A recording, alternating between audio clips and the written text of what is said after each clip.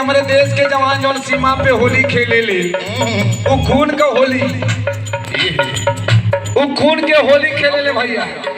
हमारे देश के जवानों से जे जे प्यार करत होई, जे उनके मानत होई, वो एक बार कही